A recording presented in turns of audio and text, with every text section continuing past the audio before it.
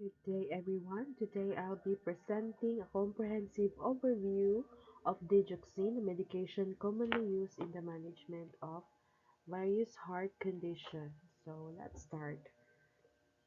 Digoxin, ito yung generic name niya, and usually, or I don't know ngayon if may iba pa to siyang brand name, but ang digoxin ay may brand name na tinatawag na Lanoxin. Sa US, tinatawag nila itong ang digoxin.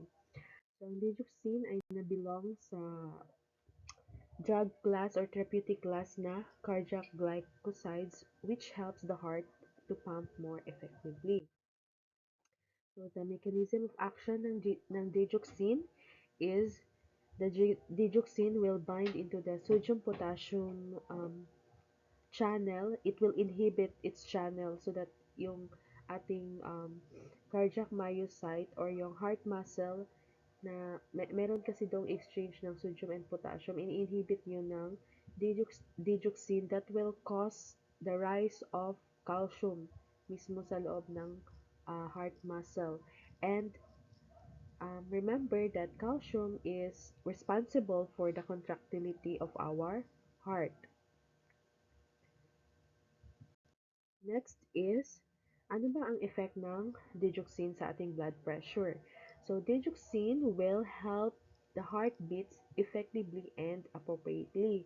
And dahil maganda yung um, heartbeat natin, we can have circulation sa ating blood flow is maganda din yung circulation niya. And then, it has, it will cause to less edema.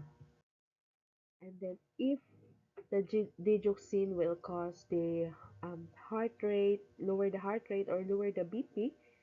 So maganda yung ating cardiac function and then ang ating blood flow.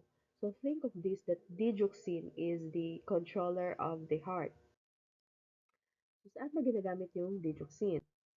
The digoxin used to lowers blood pressure, to, to use um, the heart to pump more effectively, and then dahil maganda yung pump ng heart natin, it can lowers our heart rate and then safe yung heart sa ating rhythm. And then it is also used to hypertensive patients and yung patient na may mga cardiac arrhythmias, yung hindi pantay yung rhythm ng heart, like for example the atrial fibrillation, and then those patient na merong mga heart failure. So kailan ba natin hindi pwedeng gamitin yung ating digoxin? So hindi pwede gamitin yung digoxin if the patient has a ventricular fibrillation or yung mga patient na merong acute myocardial infarction, kasi yung digoxin will cause the or will alter the heart's contraction, and then it will also alter the blood flow. So with that, it can worsen the impact and lead to and it will lead to death.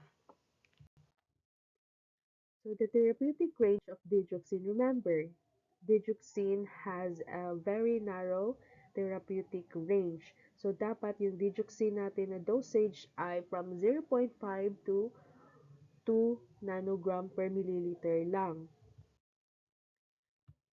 Ano yung mga side effects ng ating digoxin? Of course, if masyadong mababa yung ating heartbeat and ating blood pressure, it will cause us dizzy and then GI upset. It can also worsen our edema. And then if rash is present, so merong toxicity or merong allergic reaction to that patient.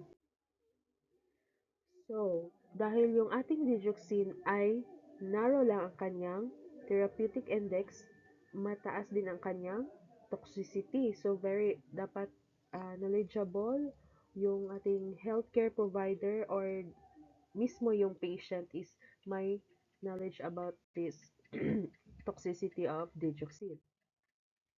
So, pag mataas yung digoxin sa ating blood plasma, uh, delikado yun.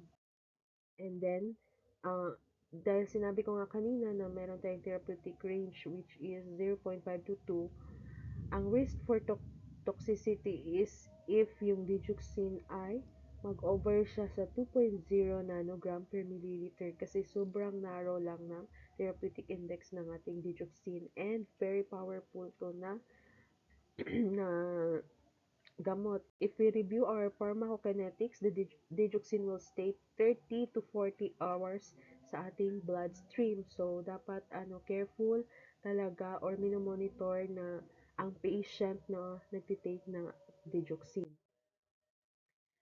So, what are the symptoms if toxic na yung patient na nagtitake ng digoxin? Of course, nausea and vomiting. And then, it will leads to bradycardia or sobrang baba na ng tibok ng ating heart. So, pag ganito yung mga um, heartbeat ng ating patient, hindi sila pwede mag-take ng digoxin if yung adult ay may less than 60 beats per minute, if the child has 70 beats per minute, and then sa infant, merong 90 beats, less than 90 beats per minute, hindi pwede bigyan ng digoxin. Next is confusion, fatigue, and then dizziness. So, meron din yung vision changes like blurry yung vision or halo around lights or yung color changes. Ito yung mga symptoms ng digoxin toxicity. And then, meron ding hypokalemia. Since nabanggit ko kanina na yung mechanism of action ng ating digoxin is to inhibit the uh, sodium potassium na um, channel. So, risk yung patient na magkaroon siya ng